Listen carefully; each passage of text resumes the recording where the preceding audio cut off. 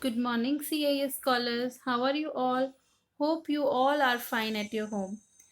In the last video, I have discussed the last topic of rigid zone. I hope that all of you like that video where I have shared some of the interesting facts about the Arctic animals. Now, in this video, I'm going to discuss the textbook and workbook exercise. I hope that you all have read your chapter 4. So let's begin our video.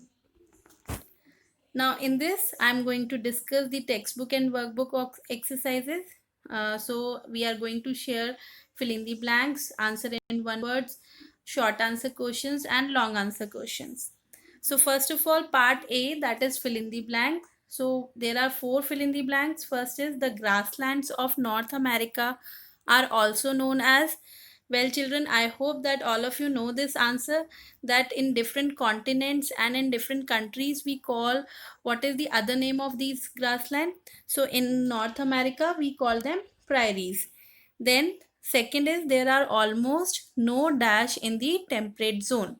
So no trees. The answer is trees. There are no trees, almost no trees in the temperate zone. And why? Because of the low or moderate rainfall. Now third is the inhabitants of Greenlands are also known as what we call them Inuits. Then people in Greenland use sledges or dash to move from one place to another. So what they are using for traveling purpose, one is sledges, other is, I hope that all of you know, the that we have already discussed in the last previous video. The answer is snowmobile. So these are the answers. First is prairies, second is trees, third is Inuits, and fourth is snowmobile. Now let's go to the second part, the B part, that is give one word answer. So the first is the name by which temperate grassland are called in South Africa. The answer is velds. So in South Africa we call all these grassland by the name velds. Then wind which blow over the prairies, that wind is called chinook. Then the large farms where animals are reared in North America, we call them ranches. The term used for the region which remains covered with snow in the frigid zone, that is known as tundra. And last, the inhabitants of Alaska is known as Inuits. So these are the answer of one word. Then move to the third part. The third is short answer questions. So we have 5 questions, but in this video I am going to discuss only 2 and rest I will cover in my notes. So let's see the second question, that is why are the temperate grassland almost treeless? So what is the answer? Because of the low rainfall. So temperate grasslands are generally treeless because there is low or moderate rainfall, which makes it difficult for tall trees to grow. That's why there is no tall trees. Then the third question, what are the main occupations of people living in the temperate grassland? So what are their main occupation? Their main occupation is farming and animal rearing. So the answer is the main occupations of people living in temperate grasslands are farming and animal rearing, where they use modern and new technology or machinery for farming, and large ranches. Now there is a word ranches. I hope that all of you remember that ranches mean a large farm where they keep all their horses and sheep for wool and dairy products. So this is the answer third. Now let's move to the long answer question. The D part is long answer question. In this we have 4 questions. First is write a note on vegetation found in temperate zone. Student, when I have started this chapter, the very first video, the answer is there only. So in the first video I have already discussed the vegetation, and later on I have discussed the life of the people of temperate grassland and the frigid zone. So second, third also you can easily do. Now the fourth question is, the countries which is situated in frigid zone are called the land of midnight sun. Why are they called so? There is a kind of twist in this question, there is a word which is called midnight sun. So first you will understand that what is the midnight sun.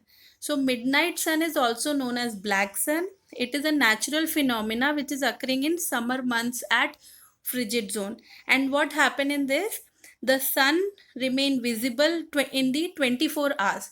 So where the sun remain visible at local midnight, it gives fair weather and is visible in continuously for 24 hours. So what is the answer? Why the countries which comes in frigid zone, they are called the land of the midnight sun? Because this is the answer, that in frigid zone there are only two seasons that we have studied. One is summer season, other is the winter season. Now, in winter season, all places remain frozen for about 9 months and remains dark all the time. Why it remains dark? Because the sun does not rise in winter.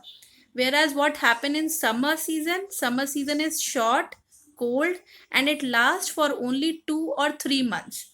And in summer season, the sun is visible in the sky for 24 hours, due to which the countries situated in the frigid zone are called the land of midnight sun. So this is all about the answer 4. I hope that all of you know, all of you understand long answer questions and short answers. Okay, now move to the next, that is workbook exercise. Now in your workbook exercises, there are 4 questions. I will discuss only the fourth one. Rest you can do by yourself because true false is there. And MCQ is also there, so that you can easily do. But still I have included all the answers in my notes. Now fourth question is distinguish between the temperate and frigid zone. I hope that this question also you can solve by yourself, because the in the whole chapter you will find there is a difference between both the zones. One is temperate and frigid zone, but still we will discuss this. So what is the answer?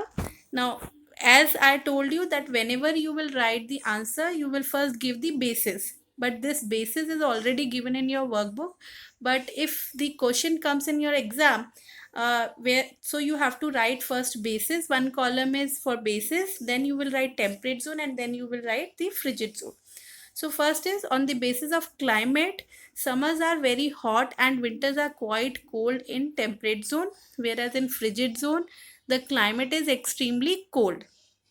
Now when we talk about vegetation, on the basis of vegetation, crops such as wheat and corn are mostly grown by farmers in temperate zone. In temperate zone, ryegrass, buffalo grass, foxtail and alfalfa are some of the common grasses which are found. Whereas in frigid zone, due to permanent frozen soil, hardly any crops or plant grow here. Whereas in summer season, when the ice melts, then some shrubs such as mosses, berries, cranberries are seen in frigid zone. Now, on the basis of wildlife, in temperate zone, prairie dogs, wallaby, then bison and elk are found in temperate zone, whereas in frigid zone, Arctic fox, polar bear, musk ox and walrus are some animals, they are found in frigid zone. Now, life of the people. On the basis of life of the people, temperate zone is highly populated, and some of the tribes, namely Rigers, then Hottentots, American Indians of America have been living in this region. And in frigid zone, the population in frigid zone is very low due to cold climate. The Inuits of Greenland, Russia and Canada and the Aleutians of Alaska live in this region. So this is all about the difference between the temperate zone and frigid zone on the basis of various different factors. Now, I hope that through this video, you will get all the idea about what to write and how to write in your textbook and notebook. So what is your homework, students?